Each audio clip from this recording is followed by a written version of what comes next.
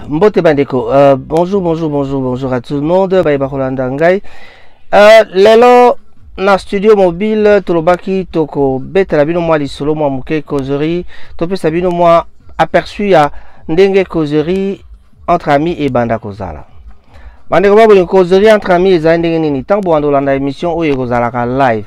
Na live wana ekozala moyen moko pour que bato ba s'exprimer kana ba commentaire et puis toko répondre na ba commentaire na bino. Toko sala pe émission, il y a toujours live libre parole et kozala moto aye a bandi koloba sujet oyoye alingi, donc faire parler la communauté. Depuis toujours on ne fait jamais parler la communauté dans Manchester. Vraiment il y a toujours des conditions, mais en tout cas ici nous allons vous faciliter la tâche à faire parler communauté boya boloba masolo oyebodin koloba pambate. Bapé Sarabiso vraiment opportunité à Koloba te toib sabato makanis na biso zarakanini lelo nazwi likamoko to solaki na ba mama solaki na ba papa masolo mususu bato babetaka te mais epai mususu tango tokutana il faut sengeli to betaka pe ba masolo wana mais ba masolo ngo eza nini ba masolo kaka ya vie tala na Londres ndeko moko auti komi bwa kape ami bomi mais ceux qui tolandi lisolango ezalaka pona mwasi nasi na sala ba émission musu na loba pona nini bakaka mibali bakufaka pona basi eza bakamoko raro kake mwasi ami bomi pona mobali souvent kaka mwasi nde abomisa mobali en tout cas ba maman bo tenir nga rigueur te bo inangai te mais ezali likamoko tozali pena la besoin que bato ba répondre na la question wana nakutani na bato mosusu ba mama moko alobi ye ayebaka te pona nini soko ya lingi mobali simana ye esika ya leka ba mibali wana batikalaka balinga soko bala te babalaka pe lisusu te pona nini. Donc vraiment tunaki ba mituna na bato mosusu toza na mama moko alobi ke ye azali avocat ya ba papa. Alors toko luka moyen toko pesa mama wana parole un de ces 4 matins toko pesa ye parole pour que aya ko yebisa bino comment ye a ko défendre ba papa. Ali ko défendre ba papa sur quel point, sur quelle base. Malobani na koloba pona ba papa, donc toko pesa ye parole. Pour l'instant nous taisons un peu son nom. To bombi na no kombo na ye pambate to yebite eloko nini penza nikoba. Évidemment nga na sola ki na ye mais na libre parole toko tikela ye micro, toko tikela ye vraiment esika pour que aloba a expliquer biso eloko nini ye alingi koloba pona ba papa. Donc epesi pasi mingi ndeko mobali akwei ami bomi pona balobi ke ami bomi pona mwasi. Na otanga ba kombote pour ne pas dire que pour ezali ba information terre à terre tozui nanzela. Mais d'une façon générale tu es bien opé que tu okaka ke moto ami bomi pona mwasi. Moto akufi na tension pona mwasi. Bande ko babuli entre homme tant tozalaka tolobaka soki mwasi aza opesho moto pasi changer na yo. Mais ba changeaka ngulu te, c'est-à-dire on change pas l'équipe qui gagne. Mais na bolingo ezaka makamba l'équipe qui gagne te na bolingo ezalaka nde ba changeaka te eloko elingi motema. Parce que bolingo ezalaka nango otomonaka likolo te superficiellement ce qu'on voit c'est pas ça l'amour. L'amour c'est quelque chose qu'on a à l'intérieur. C'est-à-dire moto s'exprime na bolingo kaka na o ezala motema na ye. Donc makambo nyonso o etali bolingo ezalaka kati na nzoto na moto kati na motema. Ba musicien na so ba yembaka na bandi toyokaki Koffi Olomide ayembaki pona nini moi ezwaka kaka na elongi me ezwaka na motema te. Ba musicien ba yembaka balobi musu alobi dokotolo mécanicien abongisaka mituka motuka soki ekufi babengaka mécanicien kasi bolingo so ekomi problème ezalaka toujours moi pasi likambo etali motema nani yango akoya kosala makambo wana. Donc ekomaka moto abeli batension pe bato bakendaka na kokufa bato mosusu. Bandeko ba bolingo ozo se rendre compte que moto avanda na mboka oyo banda plus de 20 ans azala koluka esika wapi batekaka pondu esika wapi na koyi kozwa ntaba batumba. Donc ce que moni moninga komi na kawana bo surveiller parce que simana yango mabe yaka bandeko ba bolingo taba congolais foyer ba esika bateka taba ata kutu moto yango aza intégrité. Bon, problème penza pe yango wana pe lisusu intégration. Bon, tout le intégration ngo ezali nini? Intégration ezala kaka na milieu ya mindele to intégration pe na milieu na biso moko. Parce que ma façon d'interpréter les choses est que ceux qui toujours parler d'intégration, ezali le quoi surtout na mboka ba pa ya futu s'intégrer na milieu ya ba mindele to ye bana pena bango to ye ba ndenge ko s'intégrer zaka ko s'intégrer na milieu na bango te mais to ye ba culture na bango to ye ba ndenge nini ko sala na bango ko vivre na bango et ezali na bango zaka ndenge to s'adapter na monde ya awa. Alors d'une autre part intégration monsieur ezali pe na sens monsieur yali que toko kako s'intégrer na milieu o ya biso pe milieu ya biso moko na ba congolais toujours c'est un peu intégration. Comment voulez-vous yo ozali congolais mais au monde ba congolais te? Je sais que toki manakaler moko ko makaote ba congolais bazela makambo boy ba congolais bazali boy bande wa bolingo totika makambo wana komona baninga pona kaka milieu oyo yo moni ya yo oyo ezali bien. Soko mi batami esika na yo moko bande ko ba bolingo ba passe yango to komona yango wana. Tozana ba problème ebele faut to kutana na bato na communauté pour que tokoka ko solola to beta masolo ya kati ezanini. Na ko zana na ba information o nga na yebi mais sur le plan santé par exemple na yebi makambe ebele sur le plan santé nga na zali na ba connaissance mingi na makambe etali santé. To nazalaka mutu moko na lingi bato mingi pe na ninga kopesa ba information na bato kopesa information lokola par exemple personnellement nazali ko travailler na groupe moko ya ba consultant moko bazali awa ya ba nigérien bien sûr mais bango moye ba atteindre communauté congolaise ezate nga siko na s'intégrer na milieu wana ya ba nigérien pour que na kambata ba congolais bazonga na classe to la kisa bango nzela ke il faut ko zonga na classe.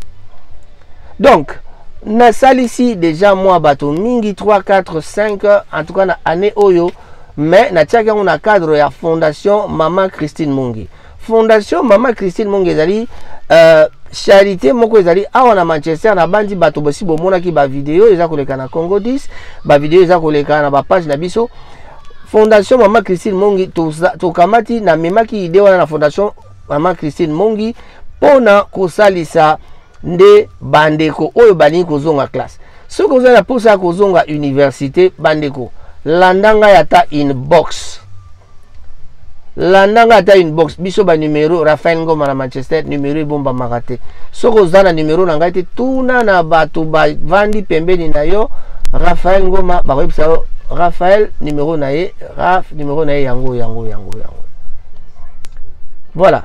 Donc, pour la yambi balandi biso sima donc on toujours parler tant sur la makambo intégration na epengla ki situation ya moto oyo akufaki na ba London kuna to mona ki ebembe to mona ki pe kokenda kokunda tout ça makambe bele bato bazo kufa kaka pona basi. Mais moi si akufera balite ndi pe to baka basi balobaka bakenda ba église ko na bala Yesu balobaka na bala Yesu maintenant to yoka moto ami bomi pona Yesu te. Bami bomaka jamais pour na Yesu mais bami bomaka kaka pona mwasi. Bami bomaka kaka pona likambo etali bolingo. Rares sont les femmes bakufela pona mibali mais les mibali bakufaka pona les basi to bango ataboy. Donc vraiment bandeko ba bolingo to benga mama mwana akoya ko pesa biso to pesa ye et ailleurs cause là vraiment live on a préféré ça live ou bien enregistrement parce que tam ça message na ko ba pena boyete na devant caméra. Alors tokobenga mama na aya asa la biso live ayebisa biso et là konini azali ngo ya koloba parce que ya lobi azali avocat ya ba mama pambate amoni que makambe belé côté ba papa ezokende bien te c'est-à-dire ba maman na banda ko boza ko agir bien te na lobaki na bino bolimbi si ba maman ne me tenez pas rigueur parce que ba maman balobi te balobi bino ba maman misusu ba papa bazo souffrir na ndako ba betel biso lisolo ya so tolobi to bomba ekomi mabe mais en tout cas to kena émission quoi sans tabou te mais balobi ba mère ba obeta ba ciseaux faux masolo bandeko ba bolingo toyokana ceux qui ont lingi moto, ceux qui ont lingi moto, to lingi moto te. Moto babala yo to za engagement na moto boyo kana bo vanda. Ndenge to mesana l'air mususu bato mususu bazalaka ba vandi na bango. Mais suka pe mabala ezali koya ebele. Eza te ke pona ba vandi bongo. Siko pona nini maman akoka ko répondre na ba désir ya papa te. Bon, nous ne sommes pas en train de faire une émission sans tabou. Toza on ça l'émission pour na salaka kola ki sa moi muke que makambo ebele ezali ko salama na kati ya société ezali ko pesa pasi wana ezali ko sala que l'air moko mona suki ke ba papa moko ami bomaki kuna papa moko ami sali mabe tokaki papa mosusu pe kala ami tumbaki na bana tumbaki bana na ndako. Donc vraiment quand on pense à ça, on se pose la question de savoir vraiment likambango nini oyo moto akoki komisala mabe jusque na niveau wana. En tout cas, biso tozali vraiment ko lutter contre makambo wana tolingi que batoba comprendre que vie ezali partage. C'est-à-dire ceux qui ozali na molongani wana azali lokola moto oyo bondimi boponami pona ko partager bolingo, pona ko partager masolo, pona ko partager vie commune. Vie commune ezali que bovanda esika moko de façon à ce que bokoka ko zala na SM. Bon, on va essayer de on toujours l'air moko moi émission zala moi moko l'air moko toko tsaka moi ba cadre moko un peu comique. Da betela ki bino lisolo ya ndenge bato tozali na ba nini et ba prononciation na bisana ba mboka auto ya. C'est-à-dire awa tolobaka anglais mais tant que l'anglais, est-ce que biso no sotoye bi anglais to yaki biso no so abamsu ba utaki Afrique du Sud, ba musu ba utaki na Nigeria, ba musu ba uta ba et pas ebele. Je salue alors tous les ngando parce que ba na Nigeria ba benga bango bangando. Donc se retourner ba te belé bazali ba uta Nigeria. Bon, je vais pas citer les noms des gens parce que il arrive de fois au temps ba comme ba te comme son marqué. Alors, que ba langue ekolo na ekolo awa na mboka Angleterre bazali na difficulté na bango na ko prononcer. Biso ba congolais ba francophone surtout tozali na difficulté à prononcer ba lettre H.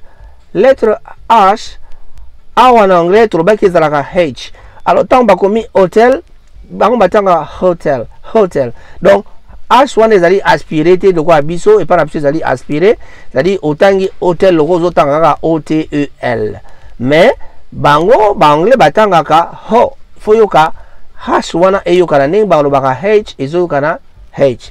Mais biso tolobaka hash yango wana pe tokoka kolobaka parce que tokomisa yango aspiré. Donc ba règle ya ba langue ya li na français balobaka boye, na anglais pe bazali na ba règle na bango balobaka bo. Mais ba anglais baza moins compliqué.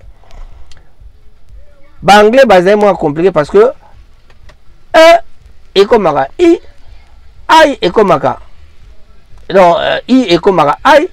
Donc l'air moko ba difficulté na biso ezalaka wana, mais au fil de temps to mesana to koma koyekola nde toyekolaka langue ezali na ba diversité mingi, langue ezali molai, langue esilaka te, langue toyekolaka leur nyonso na yango.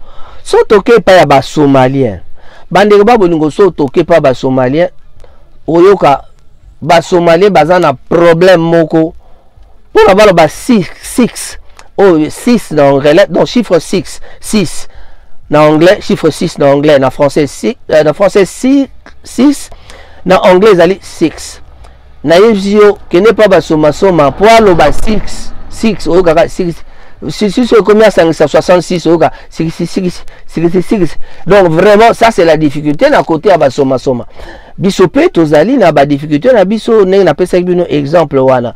So, même les Nigériens bazali pas anglophone mais bazali na accent moko makasi ya mnoko mboka na bango, c'est-à-dire influence linguistique l'équipe makasi à tel point que et ça la que baza toujours na difficulté pour na ko loba moi moke ba mo mususu omona bango balobaka par exemple bango ba ole baloba batiaka toujours ba accent na bango ba gudo. Donc ba o na bango na yaka toujours if you do me I do you. Donc tu comprends. Donc accent influence linguistique ezali makasi biso pe ba francophone français et kanga biso na bandinga na biso ba monoko na biso ya mboka tout ça ozo comprendre tovani na poto biso toloba su ba mboka ba monoko mboka te toloba su ba monoko mboka te to koma koloba mingi ka ba monoko ya paiboye ba anglais eza difficile to kuta eza rare to kuta na biso bato ya mangala. Voilà, vous m'excusez parce que Nazana Park, donc Bakarateka, na hotel ça live na Bakarateka, Bangora Basilisi, Bazako, Kende, Bazongindako. Alors, chaque dimanche, tu as toujours. L'après-midi, tu as tous les dimanches après-midi, à 17h, à partir de 17h, tu as l'entraînement à football P. Le quoi, tu as qui a karaté na tongo yo, tu as la football, na pourquoi ponako, Sukisa, Naba, Ndeko, ya football bana Manchester équipe à Manchester et Kobeta Susu entraînement je crois que bon qui dernièrement na ba collaborateur napso to mona bon qui ndenge nini to kendeki mais kuna pe to mona qui intégration ya mwana a comme na 20 ans a beta kabale na ba mindele to na ba jamaïcain mais a beti bale na ba congolais et puis ba vraiment ba senga kinga ba mais pour na nini bon membela kabiso mwana te donc prochainement vous verrez encore le petit Hassan Tovo le jeune Hassan Tovo Azali Mobeti Yandembo, mais en tout cas, na intégration d'un Torbaki a commis peko ya ko beta bale naba congolais. Moi, Nazali congolais 100%, mais bah problème est comme un bambou kaoyo. To banga kato, to mwa bato muso azana caractère na ndenge na parce que na bimana ki ndaka pa bato bon. Motamesana na classe par rapport à ba école sika zo kene kotanga, ndi sika akozo ba camarade liboso. Alors tant azokola akotika la peka na bato esika wana. Voilà. Donc beti biso na makambo ya langue ne na bana ekolo bato ye kolaka mingi soki tozana bana o bazo kotanga awa. Bana baza kotanga dad. Donc c'est dad. Vous comprenez? Donc moi papa balo baka boyete koloba boyete koloba wana te tika mamo ba gros mot yozo peksa moi ba gros mot moi na pas ko banga koloba ba gros mot langage na yo peso changer muke parce que la plupart des gens tambaye ko la langue comment au monde tellement que ba kuta na bato balo ba kaka ba f dans le baka ba ff na ba na bino awa toza bata ko prononcer ba mot ya mabete alors na yango omona bango baloba mesana koloba ba langue na bango nde ba mesana koloba baloba na bango tamsu ba momoko oyo ezali penza ya bien te ba gros mot to benga ngo na moso der moko ba gros mot alors na yango l'air moko esalaka que eza ko senga que bato tozala na bana baza kotanga bango nde ba ko permettre biso to yeba langue malamo, c'est-à-dire la langue de Shakespeare, c'est-à-dire langue autobotamina yangote, langue tokoli na yangote. To lukakande koye kola yango na koye kola kawana to zali ko bongisa accent na ba ko bongisa banini ya ba elobel na biso moke bande roba bolingo lelo ezali bongo dimanche 9 août awana mais patin esika wapi nazali na parc na kati ya parc na yaki bongo ko sala émission pona ko tala ba karateka merci koyo ba karateka basilisi na sali lavo pour pouvoir page na ngai rango ça R lettre R ya monene na bandi ya couleur bleu bomona yango kati na page wana donc lettre R wana ezalika ko lakisa Raphaël toko sala bino live tout à l'heure pambate tozali na ngonga to pesa ki promesse kalate on se retrouve na live pour na ko masolo ya Kombo ya chance ezali ebele alors nako suki sa na masolo ya ndeko moko tozalaki kosala na ye esika moko kala tant toyaki bamboko osika bandeko babolingo banglais tolobaki intégration nazali kaka na kati ya intégration lelo c'est-à-dire banglais bazali na elobeli na bango bazali na ndenge na bango soko ozosala na banglais so na basociété mosusu tosala komona basuperviseur na biso yalaki bana basi superviseur na biso la ki bana basi alors tango ozo solola na bana basi mon continent eza mwana mwasi bango banglais babenga batuka ba love yoka etulimanene likambo sike yo na moninga moko oyo a comprendre ki te point nini bango benga e love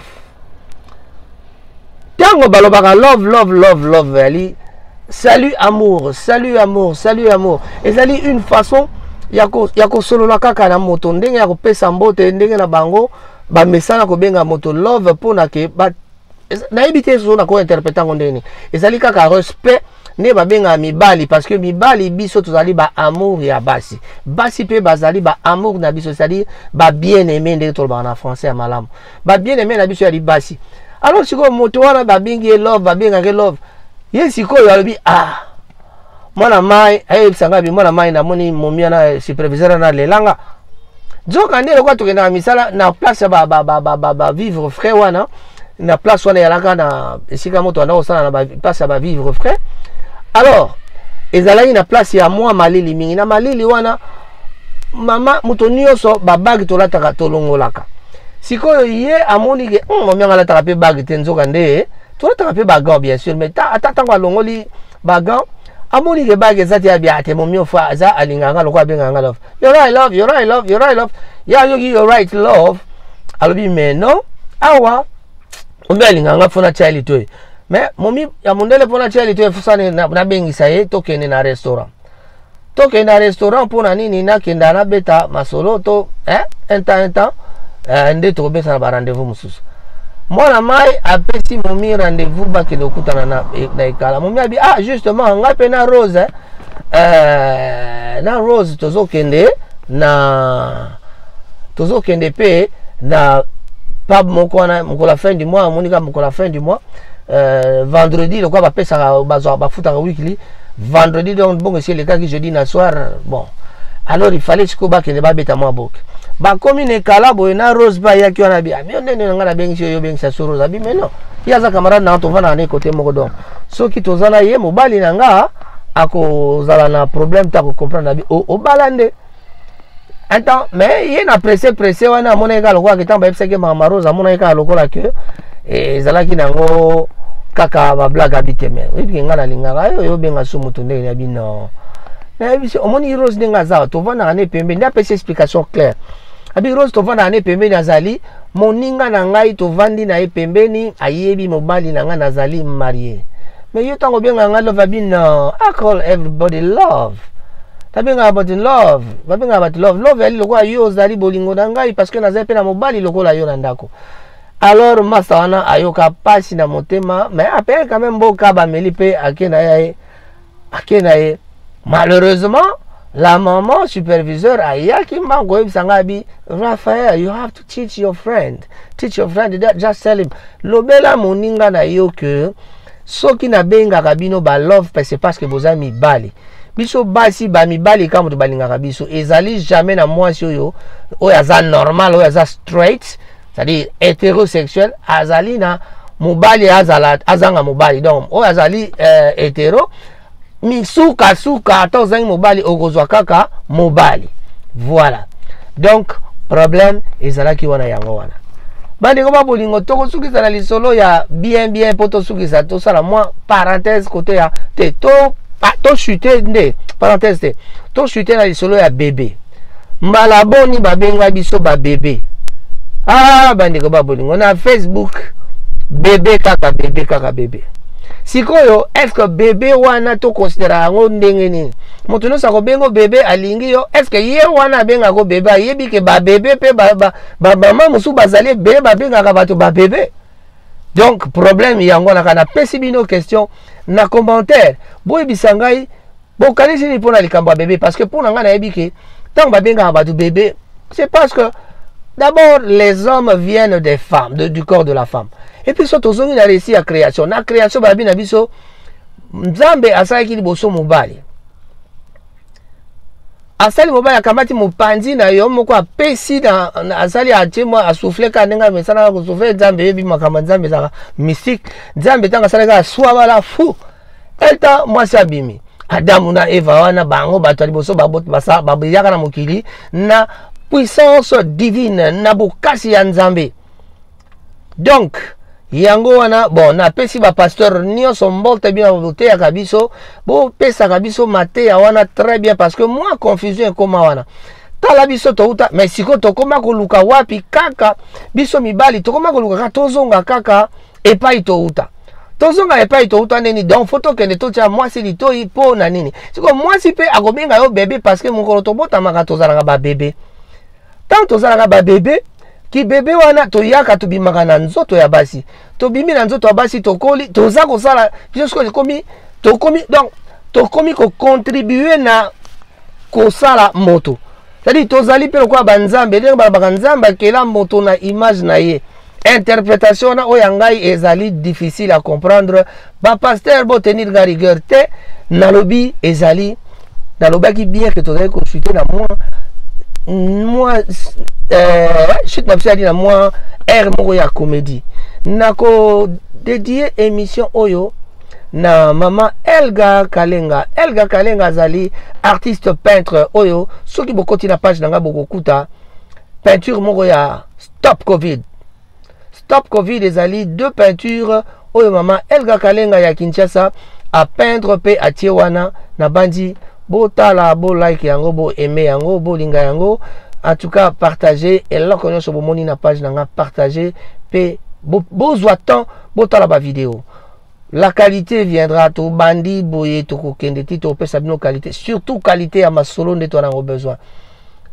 Tous on a besoin il y a qualité à ma solo yana bina bando sala ming ba live pour ba live ezali makambo za ko couler je n'ai pas de papier oh na komeza sujet na maîtriser nde na kamati na ye ko partager na bino partage wana ko senga boyamba yango très bien na page na ngai Rango Sasa esika wapi na ko banda ko partager mikolo nyonso banzembo media makambo nyonso etale musique politique na bandi na noté politique na ko banda nde koloba mais na ko banda ko koma pe mais soko koti la page nanga bokoyeba qui est Rango azali rédacteur en chef banda kala na komaka déjà na website ya ba français depuis bambula ebele na bandi chobo koti na page nanga bokomona ba link bokomona makambo na koma nazo koma su mingi te po ba temps et comme biso temps tozaki na bosomele tozaki na temps mingi ya kovanda mais sikoyo tozo sangisa ba classe heureusement classe yango pe esili donc kalate boko comprendre bokomona signe yango na pe bomoni ki na komi na bandi management ya solo na kolakisa bino ndenge ya ko manager site ya media na bon na kolakisa bino te mais na ko démontrer force na ngai ya management oyo natangi na classe oyo na banda Kinshasa bato bayebi ngai bayebi oyo bayebi te bakoyekola koyeba ngai bandeko ba bolingo tango na baki likambo ya bébé na expliquer malamu bato oyo babengaka biso ba bébé est-ce que bino nyonso ntango bobengaka ba bébé ezalaka kaka bolingo na ngai na ndenge ya mwasi ndenge biso tozalaka bolingo ya basi ndenge pe basi bazaka ba bolingo na biso ou bien ezali na cadre que moto nyonso abenge bébé atia motema parce que ezalaka nango il y a Facebook et comme lokola je m'excuse de le dire aujourd'hui mais il y a Facebook et comme lokola mi meseno so ba bengi na base na Facebook yango na pesa bino histoire ya moninga oyo toza ko sala na na Crampian Food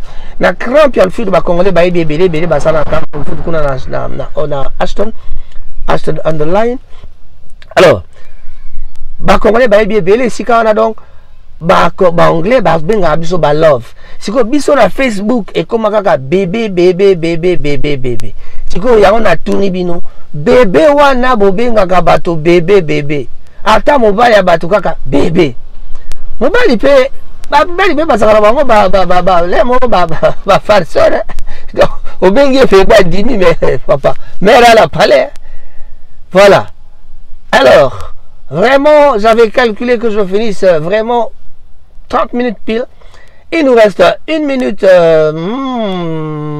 10 nalobin tokosuki sala kopesa mbote na baninga banso bazali kati na mboka Manchester nalobaki na bino na dédiaki émission oyo na ndeko Elga Kalenga oyo azali bongo peintre akamati asaleli biso peinture ya kitoko ya Stop Covid bandeko protégez-vous Covid ezali ko boma Covid ezali ko sasa to perdre bandeko ebele na ba famille o bakufelaki bato na maladie ya Covid en tout cas to pesi bino to sengi na bino bozalaka na courage bokoka kovivre ndenge moko na bato banso na bayebazu makama na bayebazu makama te biso banso tosala keba toyeba te maladie ezali Bandikoba Bolingo, mbote mingi na bato nyonso ya Manchester. Je pense au grand sapeur. Il s'appelle Freddy Samba. Freddy Samba, le grand sapeur de Manchester. Le grand prêtre de Manchester, Lopez Sambi. Bon, on attend Lopez Sambi na bossa na kate. Doudou Nzongo, le grand rocker. Doudou Nzongo, le grand rocker. Il y a eu Angwana Wapi Nkelele, Nkelele. Yves Kinsi. Bongo Yemoko, Tia Malembe. Voilà. Joe Malembe na Mais Platine na Mama Joséphine. Balobi. Sarah Bouanga na Pointe. Na robo sanate ba jumelle langai. Simba Mousei na Nzuzi Mousei. Bandeko Babolingo. Tolobi Peto Sukisi. Raphaël Ngoma Molobeli Labino. Katina Rangout Sasa website. Babenga kangai Mbonda ya Afrika. Soko bolandi bokomona Mbonda ya Afrika ezali nini esika wapi na koma pe makambo ebele. Ezali moko ya ba website oyo na komaka. Rangout Sasa pona Kosukisa. Au revoir et à tantôt.